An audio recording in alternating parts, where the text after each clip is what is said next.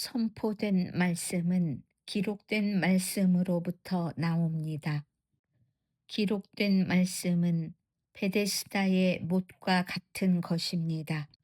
여러분은 하나님의 말씀을 듣고 성경을 공부합니다. 그러나 그 말씀을 성령께서 감동시키시거나 여러분의 특수한 상황에 적용하시는 말씀이 될 때에 기록된 말씀은 선포된 말씀이 되는 것입니다. 기록된 말씀은 모든 사람에게 주어집니다. 기록된 말씀은 한국인, 유럽인, 아프리카인, 미국인 모두에게 공통적으로 주어집니다. 기록된 말씀은 세계 만민에게 하나님에 대하여 알게 해줍니다. 그러나 특정한 상황에 있는 특정한 개인에게 선포된 말씀은 모든 사람들에게 공통적으로 주어지는 것이 아닙니다. 선포된 말씀은 성령께서 기록된 말씀을 선포된 말씀으로 되살릴 때까지 주를 의지하고 기다리는 신실한 사람들에게 주어집니다.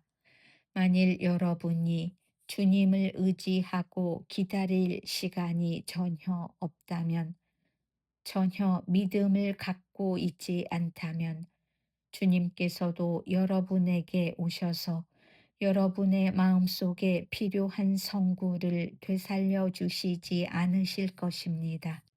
현대는 바쁜 시대입니다.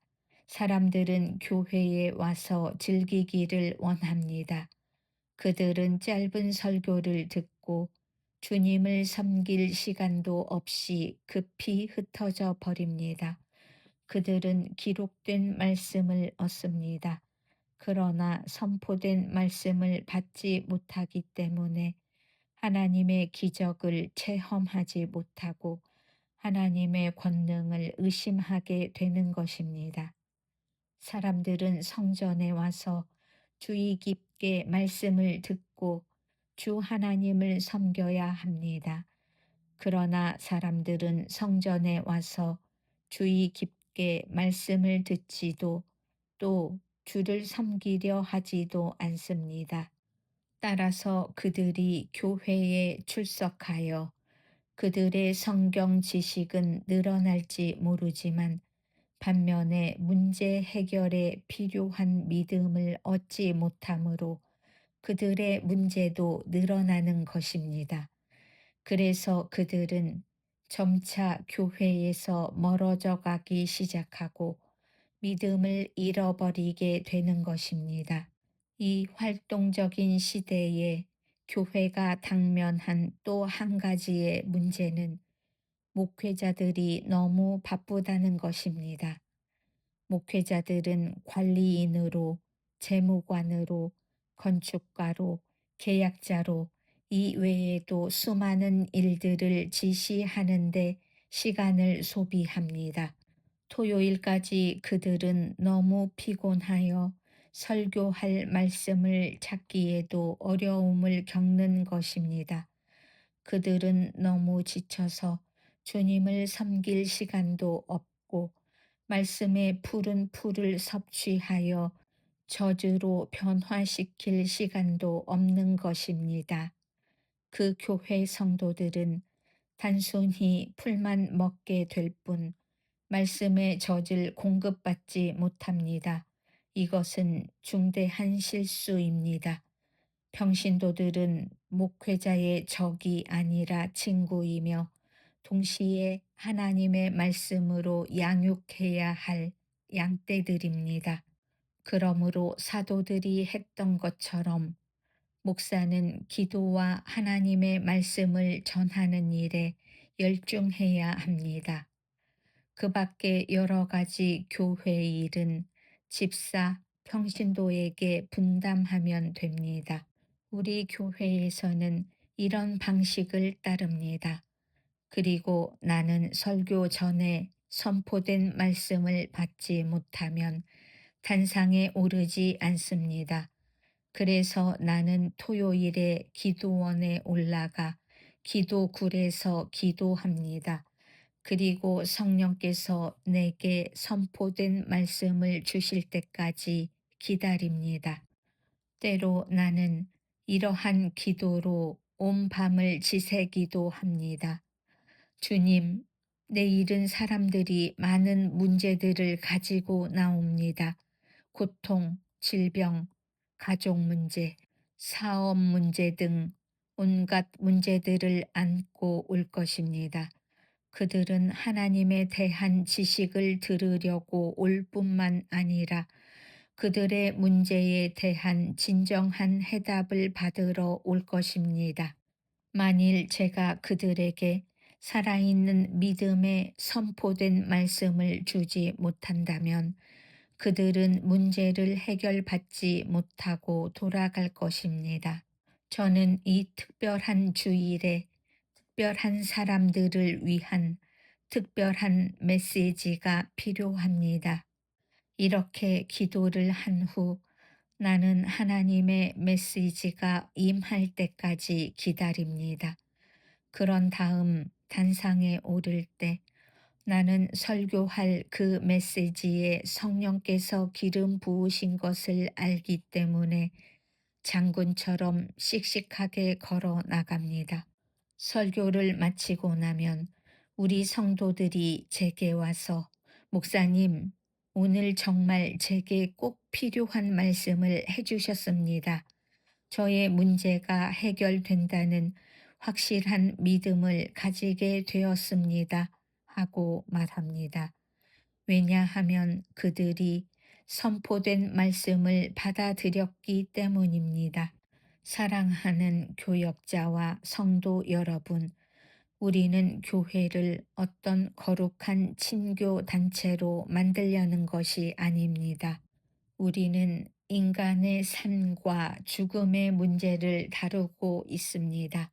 만일 목회자가 성도들에게 그들의 삶의 문제를 해결해 주는 인격적이고도 실제적인 하나님의 말씀을 전달해 주지 않는다면 그 교회는 단지 종교적인 사회 단체와 다를 바가 없습니다. 그런 단체로는 키와니스 클럽이나 로터리 클럽과 같은 조직을 들 수 있습니다. 그런 클럽의 회원들도 역시 우리가 11조를 내듯이 자체 회비를 내고 있습니다. 우리가 세우는 교회는 사람들이 주님을 만나 해결책을 얻는 곳, 그들의 삶 속에 기적을 얻는 곳, 하나님에 대한 지식만을 얻는 곳뿐만 아니라 생생한 방법으로 하나님을 체험하게 되는 곳이 되어야 합니다. 이렇게 되기 위해서는 목회자들이 먼저 인격적이고도 개별적인 하나님의 말씀의 능력을 체험해야 하는 것입니다. 그리스도인들은 하나님을 경배하고 섬기는 시간을 가져야 합니다. 그래야 성령께서 그들의 삶에 관여하시고 성경을 통해 그들에게 영감을 주시는 것입니다. 성령께서는 하나님께서 하신 말씀인 성경을 사람들의 마음속에 적용하셔서 하나님께서 지금 하시는 말씀으로 만드시는 것입니다. 바로 그때 기록된 말씀이 믿음으로 소유케 되는 선포된 말씀으로 다가오는 것입니다. 이제 나는 왜 많은 사람들이 병 고침을 받지 못하는지 설명할 수 있습니다. 하나님의 모든 약속들은 문자로만 된 것이 아니라 지금도 살아 역사하시는 하나님의 말씀이며 잠재적으로 다 여러분의 것입니다. 그러므로 여러분은 단순히 하나님의 말씀 속에서 한 가지 약속만 끄집어내어 오, 이 말씀은 내게 주시는 것이다. 나는 그것을 반복하고 반복하고 또 반복할 것이다.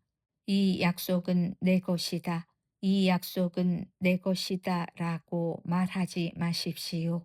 물론 하나님의 약속들은 다 여러분의 것이지만 말만 해서는 안 됩니다.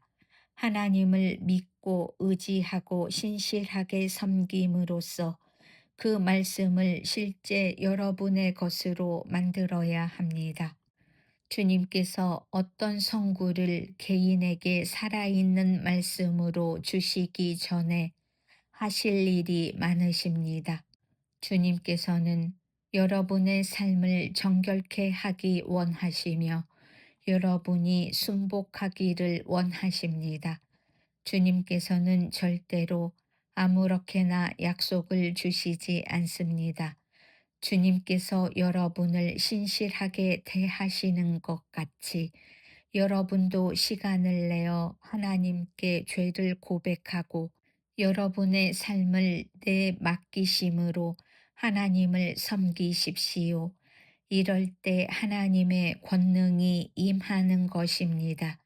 그리하면 베데스다 못과 같은 여러분의 마음이 특별한 말씀 성구에 의해 감동되어 그 약속이 여러분의 것이라는 확신과 여러분의 마음속에 기적을 산출하는 믿음이 생긴 것을 알게 될 것입니다.